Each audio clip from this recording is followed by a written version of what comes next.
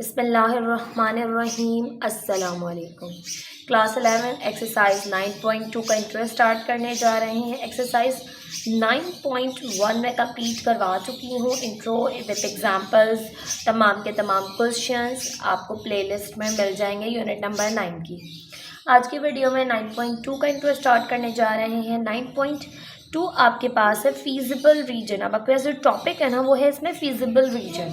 ठीक है, feasible reason है। बहुत सारे छोटे छोटे से यहाँ पर आपके पास जो टॉपिक्स हैं जिनके अकॉर्डिंग हम क्वेश्चन को सिंप्लीफाई करेंगे। ठीक है, क्वेश्चन को सिंप्लीफाई करने का तरीका वही होगा, बट आपके पास अब एक चीज़ आ जाएगी, ऐड हो जाएगी, वो है फीजिबल रीजन। अब क्या है ये फीजिबल रीजन? तो अगर हम इसको स्टडी करें तो यहाँ पर इन लीनियर प्रोग्रामिंग प्रॉब्लम्स, अब जो लीनियर प्रोग्रामिंग प्रॉब्लम्स हैं, अब लीनियर प्रोग्रामिंग प्रॉब्लम्स होती क्या हैं? तो सिंपल से देखें, जो मैंने आपको 9.1 में भी बताया कि देखें लीनियर होंगी, मतलब लीनियर के आपके पास ऐसे वेरिएबल्स होंगे जिनकी जो आपस में रिलेशन है ना वो लीनियर होगी, यानी कि आपस में वो ऐड या सब्ट्रैक्ट तो हो रहे होंगे मगर वो लीनियर होंगे, यानी कि उनकी जो आपके पास एक्सपोनेंट होगी वो 1 होगी, सिंपल। ठीक है, यानी स्क्वायरिंग वाले आपके पास यहाँ पर जो है वो प्रॉब्लम्स नहीं हो सकते, लीनियर होंगे। ठीक है, अब जो लीनियर प्रोग्रामिंग प्रॉब्लम्स हैं वो feasible region is the set of all the possible points that satisfy the problem's constraint including inequalities and equalities।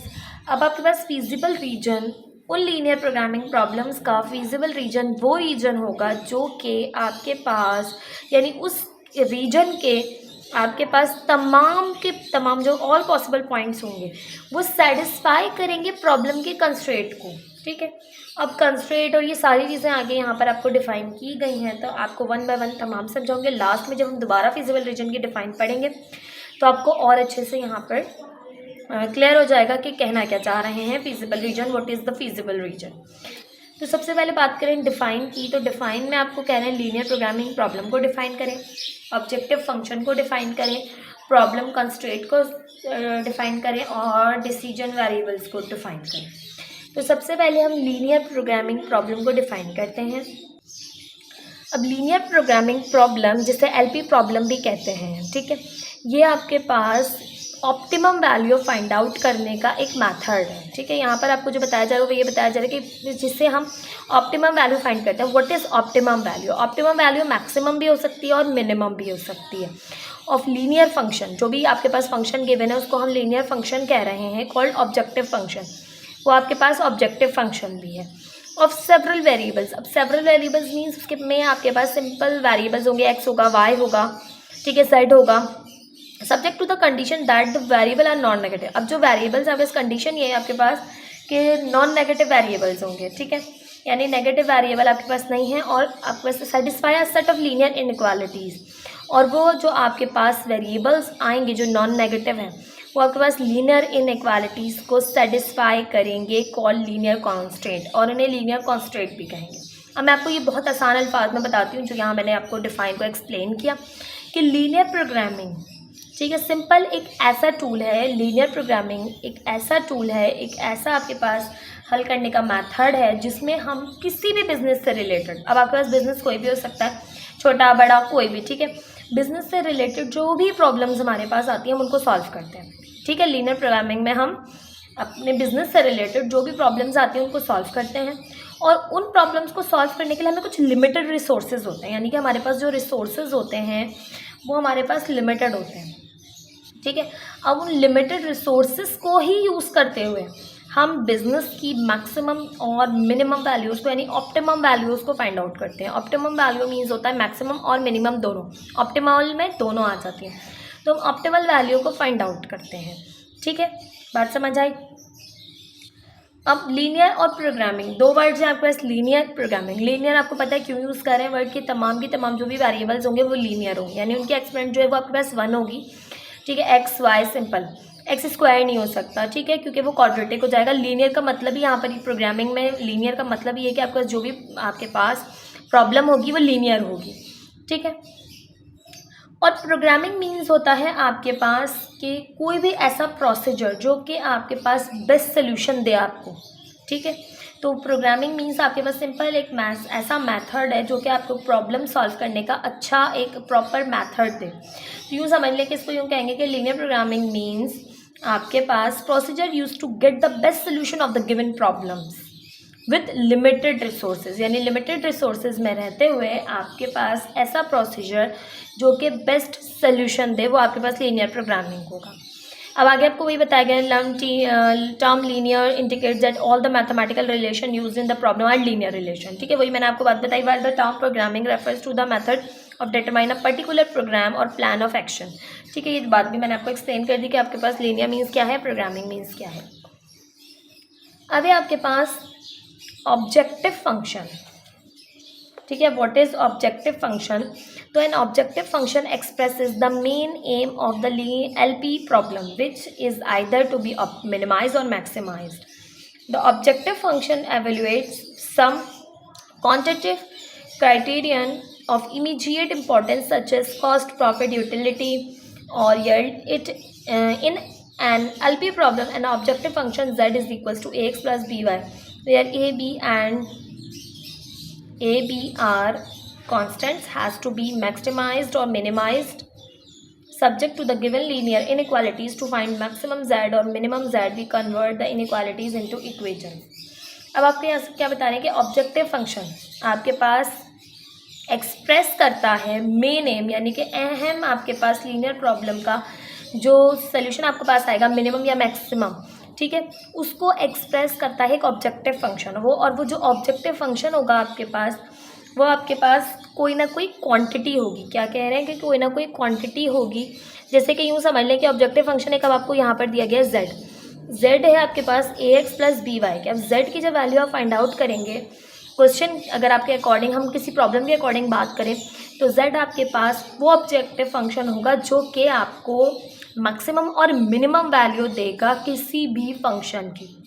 ठीक है, अगर आप यूँ समझ लें कि अगर हमें किसी भी प्रॉफिट मालूम करना है किसी भी बिजनेस का, तो z हमारे पास मैक्सिमम आना चाहिए। और अगर हमें कॉस्ट मालूम करनी है कि भाई कितना हम कॉस्ट जो है वो कितनी कॉस्ट यूज़ करें, तो वो हमारे पास आनी चाहिए मिनिमम। तो इसीलिए मिनिमम और मैक्सिमम दोनों का वर्ड यूज़ हो रहा होता है, क्योंकि कई ऐसे आपके पास ऑब्जेक्टिव फंक्शन है जिसमें हमें वैल्यू को मिनिमम चाहिए होगा, कोई ऐसे होंगे जिनमें हमें वैल्यू को मैक्सिमम चाहिए होगा। ठीक है, अब इसको सिंपल वर्ड्स में हम यूँ करें डिफाइन करें तो ऑब्जेक्टिव फंक्शन आपके पास वो है जिसमें हम जो भी हमारे पास गिवन वेरिएबल्स हैं उनको मिला के, यानी कि अब ये हमारे पास x और y क्या हैं, वेरिएबल्स हैं, इनको मिला के अगर हमें प्रॉफिट चाहिए तो इनको मिला के हमें यहाँ पर ज़्यादा से ज़्यादा जो प्रॉफिट होगा इनको ऐड करके वो ऑब्जेक्टिव फंक्शन है। अब कॉस्ट की बात करेंगे अगर, तो फिर हमारे पास कॉस्ट के लिए क्या होगा, इनको मिला के हमारे पास जो मिनिमम कॉस्ट आएगी वो होगा z, यानी वो ऑब्जेक्टिव फंक्शन होगा आपके पास। अब आपसे कह रहे हैं we convert the inequalities into equations. अब आपको कन्वर्ट करना होता है इनइक्वालिटीज़ को, जो भी इनइक्वालिटीज़ होती हैं इक्वेशन में। Problem constraint the linear inequalities or equations or restrictions on the variables of a linear programming problems are called problem constraint। अब कह रहे हैं आपसे simple problem constraint. Problem constraint क्या होगा, देखिए कंस्ट्रेंट मीन्स सिंपल होता है आपके पास लिमिटेशन और रिस्ट्रिक्शन, मतलब कोई रुकावट मीन्स उसके उर्दू में अगर मैं हम सिंपल बताऊँ तो कंस्ट्रेंट मीन्स होता है रुकावट। किसी भी प्रॉब्लम में क्या क्या रुकावटें हैं, तो लीनियर इनइक्वालिटीज़ और इक्वेशंस में और रिस्ट्रिक्शन ऑन द वेरिएबल। अब आपके पास जो वेरिएबल हैं उनमें कोई ना कोई रिस्ट्रिक्शंस मौजूद होंगी। ठीक है, अब किस तरह की रिस्ट्रिक्शंस होंगी, कह रहे हैं कि कंडीशन हो सकती है कि x is greater then x is greater than और इक्वल टू 0, x 0 से बड़ा और 0 के बराबर होगा, y इज़ ग्रेटर देन और equals to 0, all called non negative restriction. ये आपके पास रिस्ट्रिक्शन क्या है, ये है आपके पास नॉन नेगेटिव रिस्ट्रिक्शन। अब नॉन नेगेटिव रिस्ट्रिक्शन मतलब कि भाई x और y नेगेटिव नहीं हो सकते। ठीक है, ये रिस्ट्रिक्शन आपको क्या डिफाइन कर रही है कि भाई x 0 तो हो सकता है, 0 से बड़ा भी हो सकता है, y 0 तो हो सकता है, 0 से बड़ा तो हो सकता है, मगर 0 नहीं हो सकता, मतलब नेगेटिव नहीं हो सकता। ठीक है, 0 से बड़ा x और y हो सकता है मगर 0 से छोटा नहीं हो सकता, यानी नॉन नेगेटिव रेस्ट्रिक्शन है।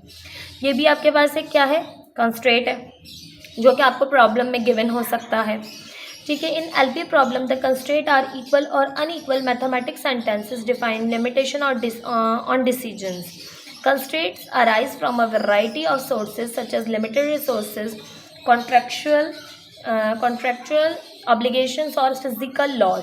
अब आपके पास एलपी प्रॉब्लम कह रहे हैं, किसी भी एलपी प्रॉब्लम में कंस्ट्रेंट जो है वो आपके पास मैथमेटिकली सेंटेंस में या लिमिटेशंस दी जा सकती हैं। कोई भी आपको समझ लें, जैसे यहाँ पर एक रिस्ट्रिक्शन आपको इस तरह दी हुई है, लिखी हुई इस तरह किसी सेंटेंस में आपके, यानी कि अगर आपके पास पूरा क्वेश्चन गिवन है जिसमें आप प्रॉब्लम डिफाइन करें तो वहाँ पर कोई रिस्ट्रिक्शन आपको दी जा सकती है सेंटेंस के में कि भाई यह लिमिटेशन है, आपने डिसीजन लेते हुए इस लिमिटेशन का जो इस्तेमाल करना है, ठीक है।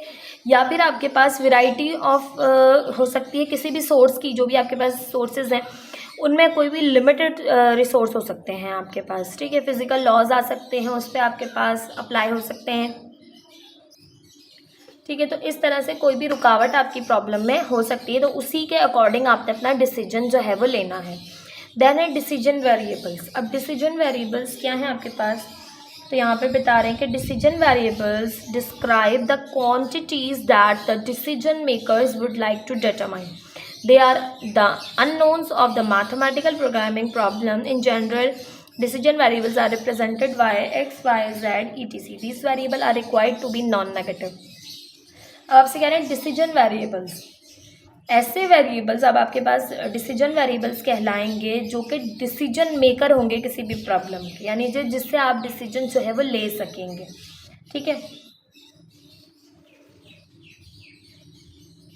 अब यहाँ कह रहे हैं आपसे, अगर मैं इसको सिंपली उर्दू में आपको बताऊं तो देखें, ऐसे वेरिएबल्स जो रिसोर्सेज को आपस में compete कराएंगे और compete करा के कोई ना कोई डिसीजन मेक करेंगे, कोई भी डिसीजन बनाएंगे आपके पास।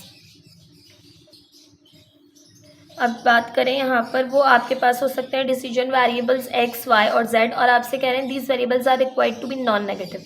तो ये जो वेरिएबल्स होंगे ये नेगेटिव नहीं होंगे आपके पास, नॉन नेगेटिव होंगे, तो डिसीजन मेकर वेरिएबल्स होंगे, ठीक। अब आपसे define and show graphically the feasible region और solution space of an LP problem. अब से the common region determined by all the constraint including non negative constraint. आपसे कह रहे हैं एक कॉमन रीजन आपके पास होगा, ठीक है। तमाम कॉन्स्ट्रेंट को इंक्लूड करते हुए आपके पास कोई ना कोई कॉमन रीजन आएगा। अब वो कॉमन रीजन आपके पास क्या होगा, वो कॉमन रीजन आपके पास फीजिबल रीजन होगा, ठीक है। अब आपसे कह रहे हैं एक्स इज ग्रेटर देन और equal to 0, y is greater than और equals to 0 of a linear programming problem is called the feasible region और solution space for the problem. Points within on the boundary of the feasible region represent feasible solution of the constraint. The feasible solution region on the graph is one of which satisfied by all the constraints. आपसे कह रहे हैं ऐसा common reason जो कि आपके पास तमाम constraint के बावजूद, यानी तमाम रिकॉर्डों के बावजूद आपके पास आ जाए, वो कॉमन रीजन आपके पास कहलाएगा फीजिबल रीजन। क्या कहलाएगा, सिंपल देखें भाई, अगर मैं आपको एक एग्जांपल, अभी एग्जांपल समझा नहीं रही, बस इस तरह ये बात समझा रही हूँ। देखिए भाई, ये वो कॉमन रीजन है। अभी आपके पास एक ग्राफ की स्ट्रेट लाइन आई, ये आपके पास दूसरी लाइन आई, दो इक्वेशंस थी, उनकी आपके पास ये ग्राफ में प्लॉट किया तो ये आपके पास स्ट्रेट लाइन आई। अब ये वो रीजन है जो इस बाउंड्री में भी लाई कर रहा है और इस बाउंड्री में भी, तो ये कॉमन रीजन है दोनों इक्वेशंस का, दोनों इनइक्वालिटीज़ का। तो ये कॉमन रीजन आपके पास जो है वो कहलाएगा फीजिबल रीजन। अब ये फीजिबल रीजन के अंदर जो फीजिबल पॉइंट्स होंगे वो दोनों इक्वेशंस को सेटिस्फाई करेंगे, यानी कि दोनों इक्वेशंस में अगर उन पॉइंट्स को पुट किया जाएगा तो दोनों इक्वेशंस उन पॉइंट्स को सेटिस्फाई करेंगी, ठीक है। अब सेटिस्फाई करने का मतलब है कि भाई अगर आपके पास यहाँ पर एक्स है प्लस वाई, एग्जाम्पल दे रही हूँ, ग्रेटर देन 0 है, ठीक है। तो एक्स और वाई की जो वैल्यूज़ आपस में ऐड होंगी तो वो आपके पास हमेशा वो उस वक्त ग्रेटर देन 0 होंगी, ठीक है। यानी 2 इज़ ग्रेटर देन 0, अगर 2 आएगा, अगर 5 आएगा तो वो माइनस का 7 नहीं आ सकता क्योंकि -7 इज़ नॉट ग्रेटर देन 0। तो इक्वेशन को सेटिस्फाई करने का मतलब है कि आपके पास इक्वेशन में जो भी आंसर आएगा वो इक्वेशन को सेटिस्फाई कर रहा होगा, तो वो रीजन फीजिबल रीजन कहलाएगा। वो सॉल्यूशंस ठीक है जिनको सेटिस्फाई करेंगे वो कहलाएंगे फीजिबल सॉल्यूशंस, ठीक है। The method of showing the feasible region of an LP problem is illustrated by the following example. अब हम एग्जाम्पल को देखेंगे और इसमें फीजिबल रीजन और फीजिबल सॉल्यूशंस को यहाँ पर मैं आपको डिफाइन करूँगी। Space of the following inequalities 5x plus y is less than और equals to 100, x plus y is less than और equals to 60, x is greater than और equals to 0 and y is greater than और equals to 0। ये आपके पास यहाँ पर क्या है, रिस्ट्रिक्शन है, कॉन्स्ट्रेंट है प्रॉब्लम्स के, ठीक है। प्रॉब्लम कंस्ट्रेंट जो हमने कहा ये वो हैं, ठीक है। यानी x आपके पास नॉन नेगेटिव कंस्ट्रेंट है, यहाँ पर x आपके पास नेगेटिव नहीं हो सकता, y आपके पास नेगेटिव नहीं हो सकता। सोल्यूशन की बात करें, first we convert the inequalities into equations as follows. पहले आपने इनइक्वालिटीज़ को इक्वेशंस में कन्वर्ट करना है, जो फर्स्ट स्टेप हमारा होता है। देखिए स्टेप्स वही है जो 9.1 में थे, वही उसी तरह से प्रॉब्लम को सॉल्व करना है, ठीक है। वो आपके पास डिफरेंट नहीं है, प्रॉब्लम आपके पास उसी तरह सॉल्व होगी। तो आपने क्या किया, we consider equation 1 for y intercept x is equals to 0 to get, अब हमने y इज इक्वल्स टू 100 आ गया, ठीक है। y इंटरसेप्ट में x 0 रखा तो x की वैल्यू 0, y आ गया 100। Therefore intersection point of line and y axis is 0 100। x intercept करें, y को 0 पुट करें तो यहाँ से आ गया x इज इक्वल्स टू 20, तो x 20 है, y है 0। x इंटरसेप्ट y इंटरसेप्ट आ गए इक्वेशन 1 के। नाउ फॉर ऑरिजिन के लिए करें तो x और y दोनों को 0 पुट करते हैं तो 0 इज लेस देन और equals to 100 which is true. 0 less than है 100 से आपके पास स्टेटमेंट है true. So origin is a part of solution of inequality, solution is inequality का पार्ट है। Now we consider equation 2, y intercept find out करेंगे तो यहाँ से y आ जाएगा आपके पास 0 60, x इंटरसेप्ट करेंगे तो ये आ जाएगा 60 0। अब मैं इतनी डिटेल में नहीं जा रही हूँ, आपको बात समझ में आ रही होगी। ऑरिजिन के लिए x और y दोनों को 0 पुट करते हैं, x और y दोनों को इनइक्वालिटी में जब 0 पुट करेंगे तो 0 इज लेस देन और इक्वल टू 60। 0 जो है वो 60 से छोटा है which is true. So origin is a part of a solution of inequality x plus y is less than और इक्वल्स टू 60। ऑरिजिन इसका भी इक्वेशन का इनइक्वालिटी का पार्ट है, ठीक है। Now we draw the lines by plotting the above points in the graph. The shaded region OABC formed by and the intersection of these inequalities is a feasible region or solution space for the given inequalities as shown in figure 9.5। अब आपने plot किया, ये first line आपके first inequality की आ गई, second inequality की आ गई line, ठीक है। अब दोनों के आने के बाद ये वो रीजन है, अब x इज़ ग्रेटर दैन और इक्वल टू 0, दोनों का रीजन दोनों में शामिल है, ठीक है आपके पास। और इस इक्वेशन का भी ओरिजिन शामिल है, इसके इनइक्वालिटी के लिए भी ओरिजिन आपके पास शामिल है। अब जब दोनों का सोल्यूशन में आपके पास ओरिजिन शामिल है तो ये वो आपके पास पार्ट होगा जिसको हमने शेड किया है, जिसमें आपके पास यूँ समझ लें दोनों को इक्वेशंस को सेटिस्फाई करेगा, तो ये होगा आपके पास फीजिबल रीजन। और इसमें जो कॉर्नर पॉइंट्स होते हैं, अब आपसे पूछेंगे अगर फीजिबल सोल्यूशन क्या है तो आप कहेंगे भाई फीजिबल सोल्यूशन वो आपके पास पॉइंट्स हैं जो कि आपके पास इक्वेशन को सेटिस्फाई करेंगे, तो वो होते हैं कॉर्नर पॉइंट्स। कॉर्नर जहाँ पे आपके पास यूँ समझ लें कि कॉर्नर पॉइंट से मुराद जो कोने आपके पास बन रहे होंगे, ये आपके पास वन कॉर्नर है, ये कॉर्नर है, ये कॉर्नर है, तो ये वो पॉइंट्स हैं जहाँ पर आपके पास फीजिबल रीजन जो है वो फीजिबल सोल्यूशंस देगा और वो दोनों इक्वेशंस को सेटिस्फाई करेंगे, ठीक है। तो ये आपके पास आ गया यहाँ से फीजिबल रीजन, और इस तरह से आपने यहाँ पर डिफाइन भी कर देना है। Identify the feasible reason of a simple LP problems. The method of identification of feasible region of simple LP problem is explained by the following examples. Example 1 है, find the feasible region of the following LP problem. Maximize z is equals to 2x plus 3y. Subject है आपके पास 2x plus y is less than or equals to 100, x plus y is less than or equals to 80, x is greater than or equals to 0, y is greater than or equals to 0. अब आपके पास यहाँ पर maximise यानी objective function भी दिया हुआ है, आपको सब्जेक्टिव भी दिए हुए हैं 3 यहाँ पर 2, और आपके पास कॉन्स्ट्रेंट प्रॉब्लम कंस्ट्रेंट भी दिए हुए हैं, यानी x और y दोनों इक्वल्स टू 0 और ग्रेटर दैन 0 होने चाहिए। First consider the constraint as equation as follows. अब आपके पास जो भी कॉन्स्ट्रेंट हैं, जो भी इक्वेशंस इनइक्वालिटीज़ हैं, उनको आपने इक्वेशंस के इक्वल कंसिडर कर लेना है। फिर आपने intersection point with the coordinate axis, x intercept और वाई इंटरसेप्ट आपने फाइंड आउट करने हैं, उसी तरह से करना है, सिंप्लीफिकेशन कोई चेंज नहीं है स्टार्टिंग में। एक्स इंटरसेप्ट आपने फाइंड आउट किया, वाई इंटरसेप्ट फाइंड किया, ये आपने एक्स इंटरसेप्ट फाइंड आउट किया, कहाँ है एक्स इंटरसेप्ट का, ये रहा आपके पास, ठीक है। नाउ ऑरिजिन पार्ट है या नहीं ये आपने मालूम किया, तो इनइक्वालिटी में आपने एक्स और वाई दोनों को 0 पुट किया, तो आपके पास ये आ गया 0 इज़ लेस देन 100, ये ट्रू है, तो origin is a part of a inequality. Now equation 2 को कंसिडर किया, वाई इंटरसेप्ट फाइंड आउट किया, एक्स इंटरसेप्ट फाइंड आउट किया, फिर ओरिजिन पार्ट है या नहीं सोल्यूशन का, आपने इनइक्वालिटी में एक्स और वाई दोनों को ज़ीरो पुट किया। जब ज़ीरो पुट किया तो ज़ीरो इज़ लेस देन 80, तो विच इज़ ट्रू, तो origin is a part of a solution of inequality x plus y is less than और इक्वल टू 80। अब प्लॉट करना है अब पॉइंट्स को and drawing the lines in the graph. अब आपने ग्राफ पे प्लॉट किया तो ये वो शेडेड रीजन आपके, क्योंकि ओरिजिन दोनों का पार्ट है, ठीक है, तो इन दोनों का जो शेडेड रीजन है वो दोनों का कॉमन रीजन है, और यही शेडेड रीजन या कॉमन रीजन आपके पास फीजिबल रीजन होगा, और इसमें आने वाले कॉर्नर पॉइंट्स आपके पास फीजिबल सोल्यूशंस होंगे। तो यहाँ पे आपने कहा by plotting the above points and drawing the lines in the graph the shaded region O A B C, इनको नाम भी दे दीजिएगा आप, ठीक है, ए बी सी करके, तो O A B C found by the intersection of these inequalities is the feasible region for the given inequalities as shown in figure 9.6. Clear? I hope आपको प्रॉब्लम जो सॉल्व है वो समझ में आ रही होंगी। Now example 2 है find the feasible region of the following LP problem. Maximize z is equals to 7x plus 3y. Now subject है आपके पास 6x plus 2y is greater than और equals to 12, 2x plus 2y is greater than और equals to 8, 4x plus 12y is greater than और equals to 24, और xy दोनों greater than और equals to 0 होने चाहिए। तो रिस्ट्रिक्शन भी दी हुई है आपको, मैं ऑब्जेक्टिव फंक्शन भी दिया हुआ है और सब्जेक्ट भी दिए हुए हैं। तो इनइक्वालिटीज़ को आपने पहले इक्वेशन के इक्वल कंसिडर किया। नाउ x और y इंटरसेप्ट आपने फाइंड आउट करने हैं तीनों इक्वेशंस के,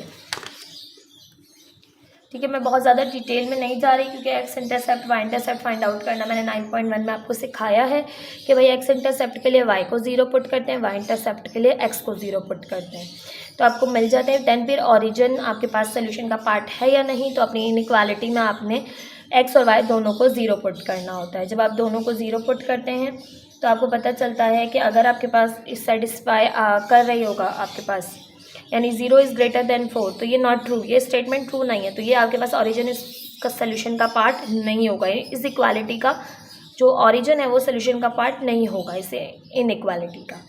तो origin is not a part of solution of inequality number 2, ठीक है। कि इनइक्वालिटी नंबर 1 का देखें तो इसका भी ओरिजिन पार्ट नहीं है, तो जब दोनों का सेम आ रहा है ओरिजिन पार्ट नहीं है। थर्ड का देखें, थर्ड का आपके पास है, इसका भी ट्रू नहीं आ रहा है, तो origin is not a part of a solution. तो सबसे जो ऊपर वाला पार्ट होगा, यानी पहली के लिए ये फर्स्ट की इक्वेशन की लाइन अगर हम कहें, ये सेकंड की कहें, ये थर्ड की कहें, तो तीनों के लिए ये पार्ट है जो कॉमन रीजन है, क्योंकि तीनों का ओरिजिन शामिल नहीं है तो ऊपर वाला पार्ट जो है वो शामिल होगा। जब ऊपर वाला पार्ट शामिल होगा तीनों का ये शेडेड रीजन है जो कि आपके पास क्या होगा, फिजिबल रीजन होगा। और इसकी जो कॉर्नर पॉइंट्स होंगे, ये आपके पास एक कॉर्नर पॉइंट है, ये आपके पास एक कॉर्नर पॉइंट है, ये कॉर्नर पॉइंट, अच्छा इसमें फिजिबल पॉइंट्स नहीं लगाए हुए तो कॉर्नर पॉइंट्स नहीं है, तो सिंपल पॉइंट्स हैं आपके पास। By plotting the above points and drawing the lines in the graph the shaded region formed by the intersection of these inequalities is the feasible region or feasible space for the given inequalities as shown in figure 9.7.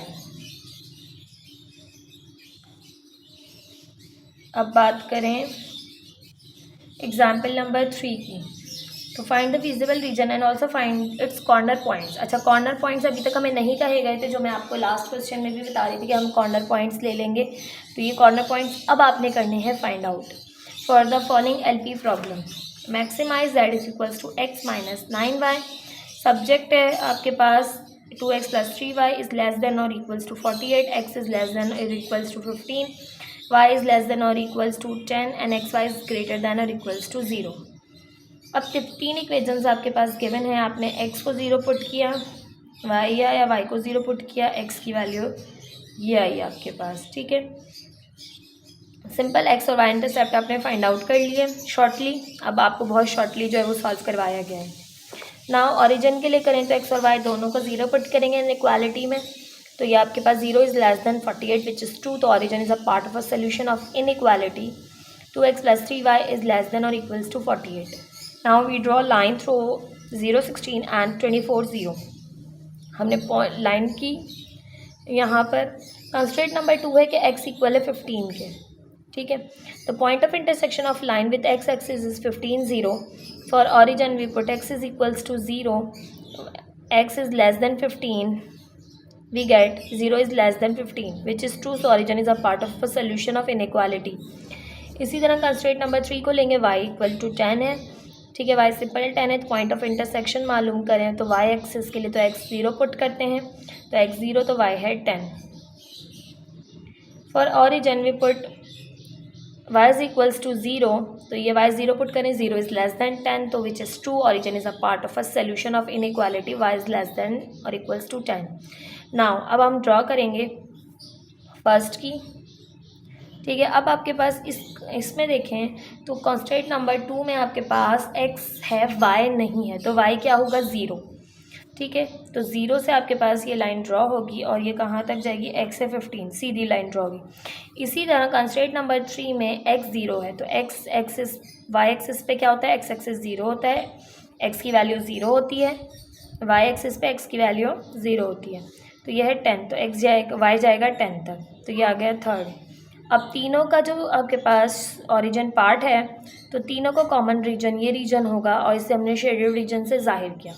अब corner points भी मालूम करने, यानी feasible reason में feasible solutions भी बताने हैं, तो फीजिबल सॉल्यूशन कॉर्नर पॉइंट्स होते हैं, तो ये first corner point, second corner point, third and fourth corner point ये आपके पास आ गए. तो यहाँ आपने बताया the shaded region as shown in figure 9.8 is the feasible region for the given inequality with the corner points 0 0, पहला कॉर्नर पॉइंट, दूसरा 15 0, थर्ड है आपके पास 15 6, फोर्थ है आपके पास 9 10, थर्ड है आपके सिक्स्थ है आपके पास 1 2 3 4, फिफ्थ है आपके पास 0 10.